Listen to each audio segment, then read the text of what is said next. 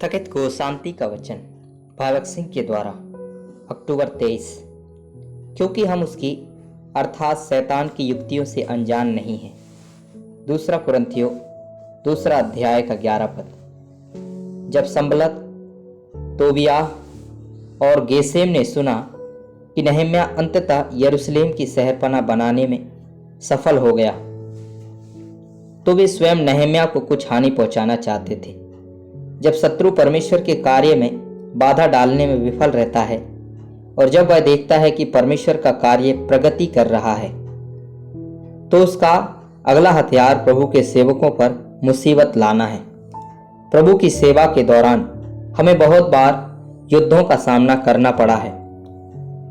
हम जो उसकी सेवा में हैं, दिन प्रतिदिन उन सभी प्रकार की लड़ाइयों जिनका सामना हमें करना पड़ता है, उसके लिए तैयार रहना चाहिए। शुरू में संबलत और तोबियाह ने नहम्याह को शहरपनाह का पूरा काम करने की उसकी जिम्मेदारी से दूर करने की कोशिश की। नहम्याह 6 अध्याय का 2 और 3 पद। उसी तरह जब हम परमेश्वर की संतान के रूप में उसके कार्य में लगे होते हैं, सांसारिक लोग हमें उसके कार्य से दूर रखने के बुरे उद्देश्य से सांसारिक कार्यों के लिए आमंत्रित करते हैं।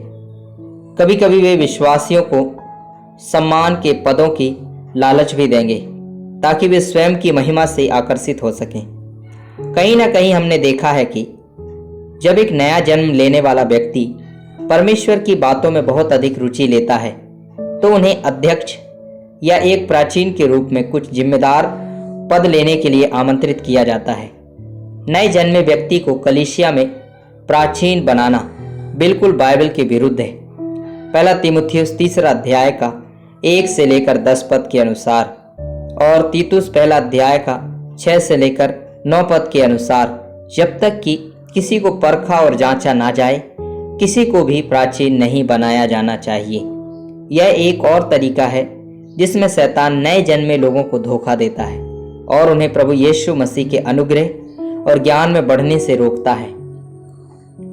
जब एक नया जन्म लेने वाला व्यक्ति परमेश्वर के वचन के लिए उत्साह दिखाता है और आत्मिक विकास की इच्छा रखता है, तो वे उसे आकर भाषण देने के लिए आमंत्रित करते हैं। धीरे धीरे दूसरे लोगों में भी लोकप्रिय होने की इच्छा होने लगती है।